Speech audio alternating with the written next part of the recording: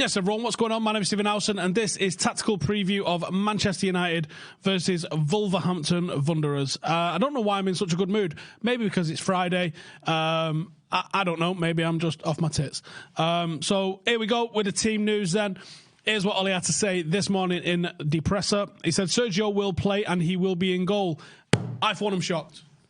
I had him down at right back.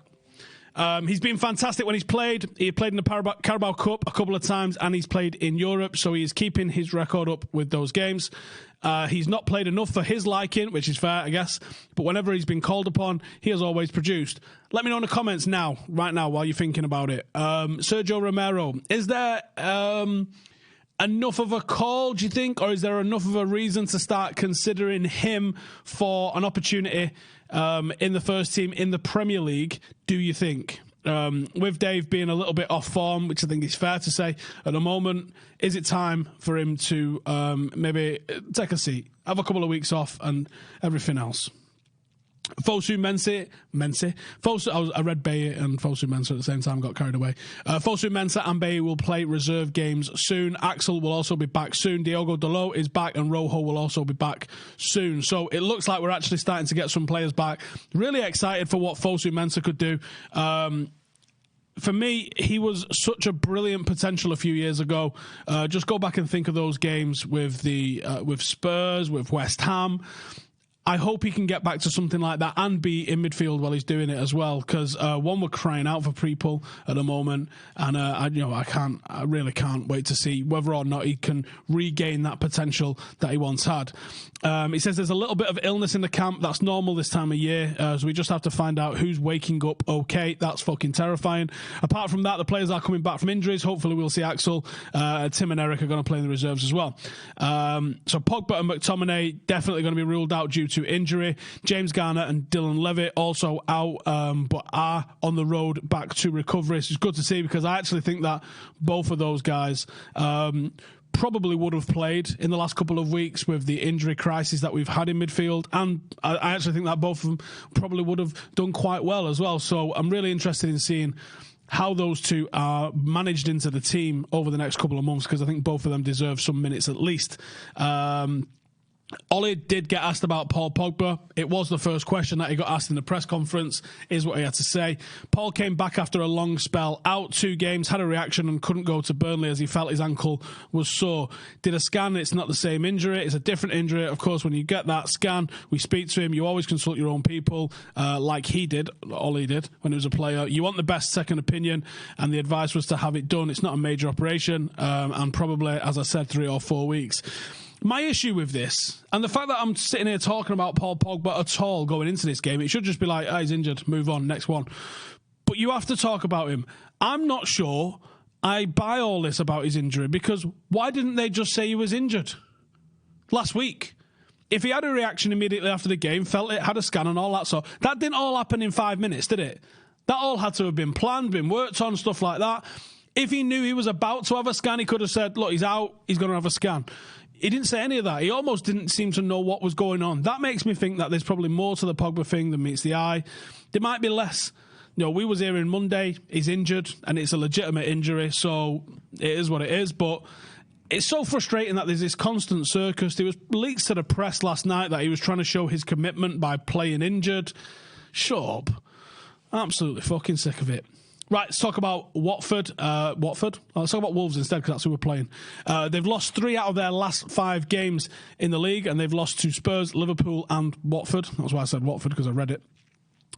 Ollie is yet to beat Nuno Santo's Wolves. Lost to them in the quarter-final and at Molineaux in the league this last season, and we've drawn earlier this season as well. Wolves line up with a bit of a trademark back 3 now. Adama Traore has started to become a bit of a key player, I think, for Wolves.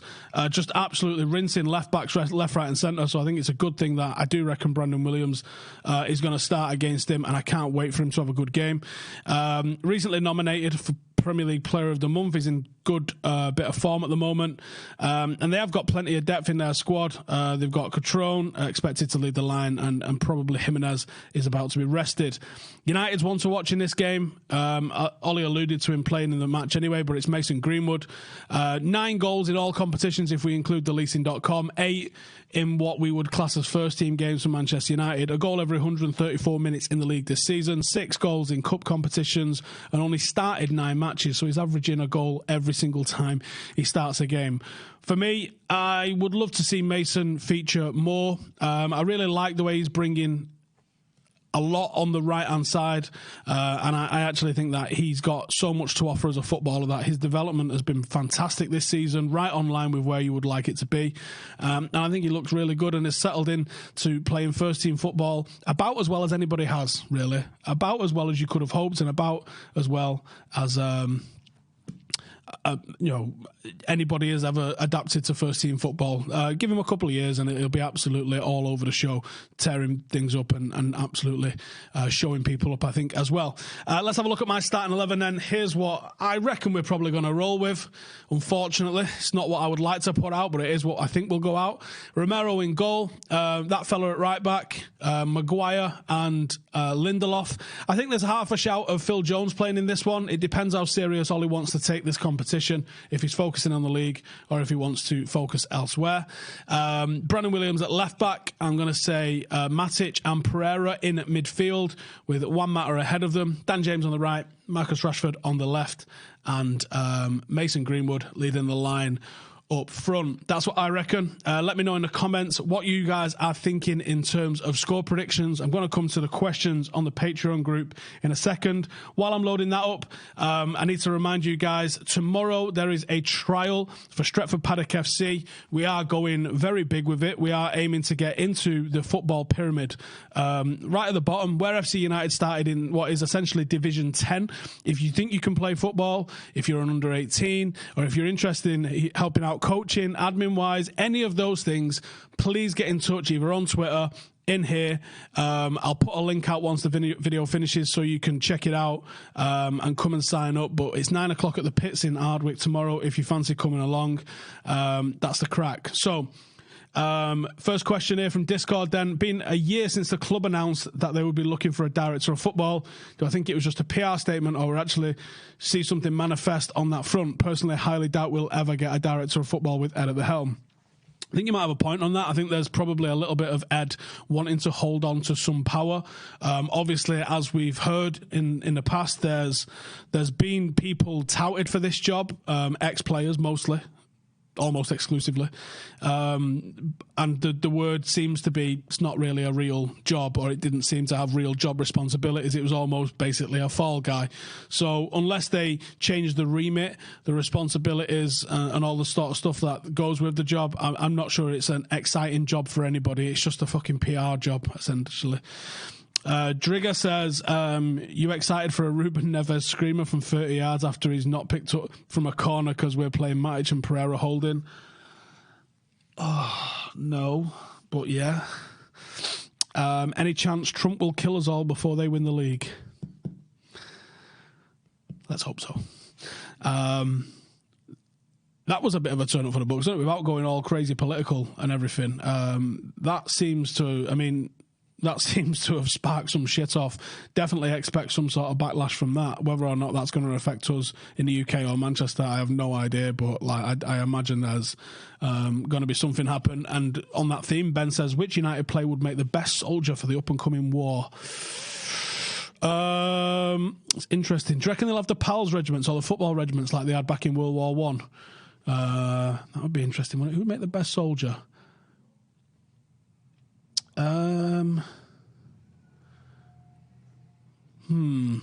See, my initials, I'm thinking Matic, but I don't know.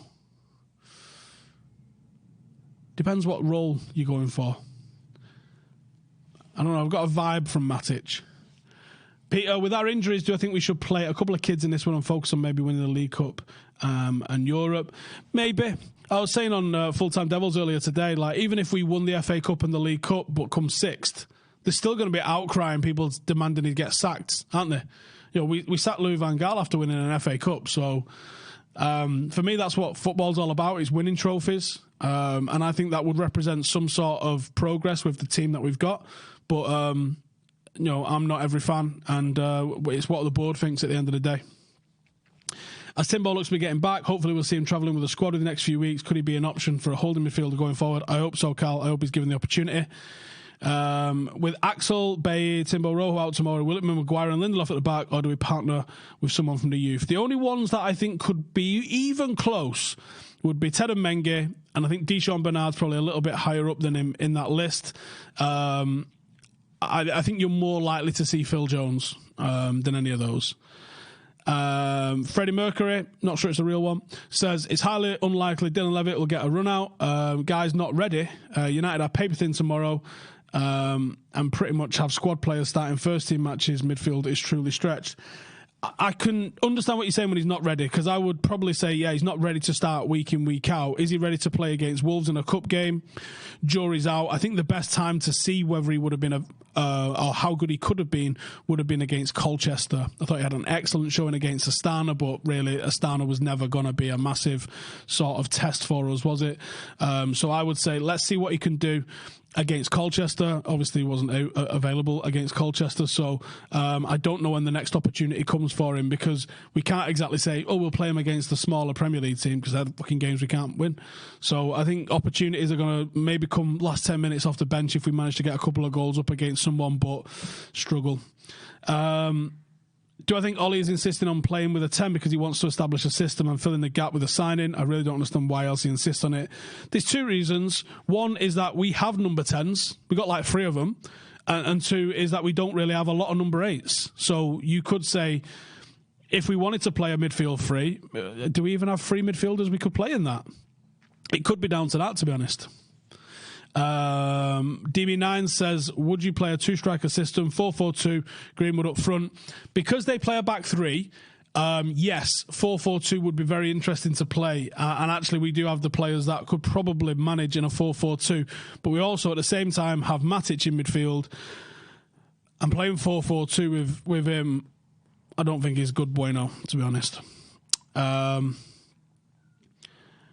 What are the odds of Ollie giving the players the fans want to see a chance? Well, Tuan Zabi's not going to be fit. Williams and Greenwood, I think both of them play. Do I hope that World War III starts and the Premier League is suspended? Obviously. And the European places are given to the teams in the top 6 in the moment is time. I don't think it worked like that. They just cancel it. Rory, if you could have one midfielder from the Prem, who would you have and why? Well, I'd have De Bruyne, because he's probably the best midfielder in the Prem. But that's clearly unrealistic that you're ever going to get De Bruyne out of City. But someone like that would do me. Otherwise, off the top of my head, I can't really think of anybody else. I think we need a Milinkovic-Savic all-action style midfielder, and I'd have to, off the top of my head, I haven't got anyone ready to go on that. Williams says, why not start Levitt over Matic? He's coming back from illness, so he's not going to be ready just yet. I think as soon as he is, he could do. Would I rather sign one guaranteed starter or 3 squad rotation players? Basically, 1 Saul or 3 Decore quality. I think Decore is better than just pure rotation, to be honest, but I get what you're saying. I would rather sign 1 Saul, to be honest. Hushy, is this the time? In fact, well, yeah, Saul would be the signing, but he's not Premier League, is it?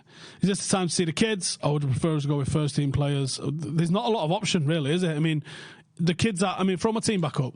What kids am I playing in this year? I'm playing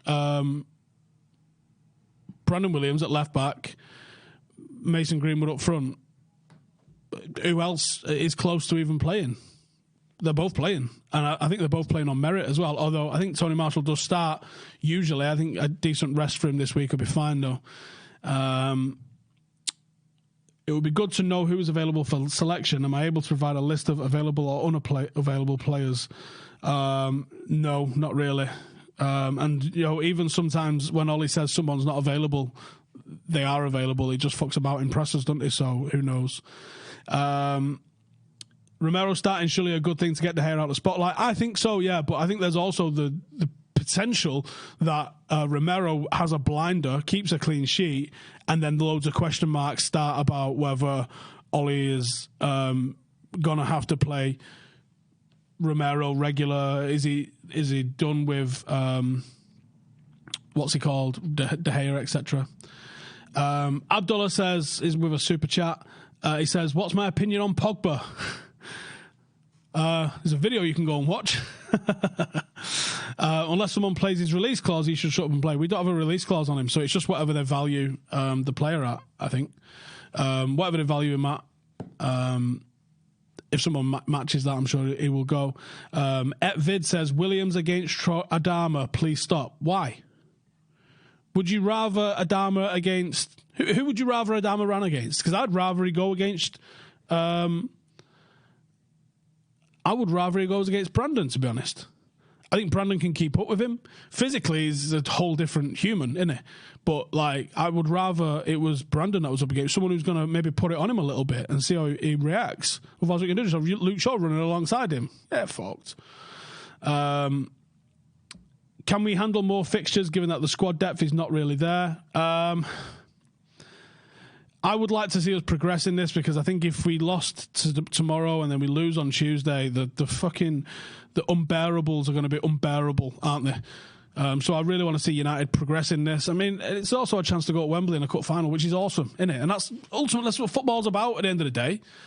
Lewis, do I think that Smalling could potentially work well with Maguire when he finishes his loan? Feel like he's much better defending than Lindelof. He is, right? And that's never been an issue with him. His issue is, can he play out the back? And we are clearly a team that wants to play out the back. And he definitely can't. We know that he can't. And he looks shocking when he's asked to. I think you can upgrade Lindelof. And I'm hopeful that Axel can come in and do that. Whether or not he gets the chance to do that, I don't know. Will Greenwood score a hat-trick soon? If anyone was going to score a hat-trick out of our current forwards, I would be confident it was him.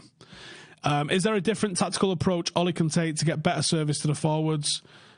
Besides buying another midfielder, I don't really know off the top of my head. I'd like to see them try. Can we go direct into the channels? But then you're asking, unless you're putting it in behind, that's going to be a struggle. Can you do it quick? Can you have a quick turnover? Those are things where I think Ollie can definitely improve what's going on in the team and in tactical training and stuff like that. But asking James and Rashford to hold the ball up, it's not a good idea, I don't think, to be honest with you. I think neither of them, that's their strength. But if they're getting in behind and chasing stuff, bring back Football Manager, never went away, mate.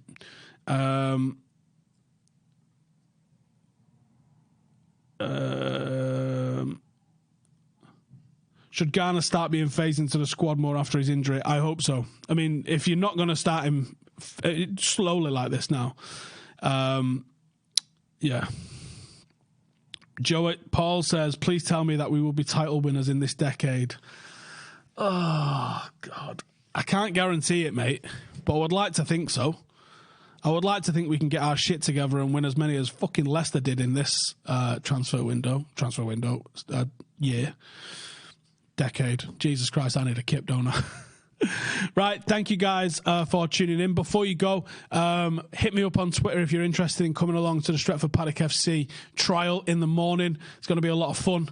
We've got some excellent players that are going to be turning up, and if you think you can play, I'd like you to come and give us a shot as well. And also, I am bringing back the transfer review. Remember that show we used to do on Full Time Devils? It's now on Stretford Paddock, and it's going to be coming out this afternoon. So head over to Stretford Paddock, make sure you've subscribed, hit that notification bell. And you know what? If you've not seen it yet, every other night, Joey's doing this late night live show, and it might be the fucking wildest shit I've ever seen in my life. But you know what? There's something captivating about it.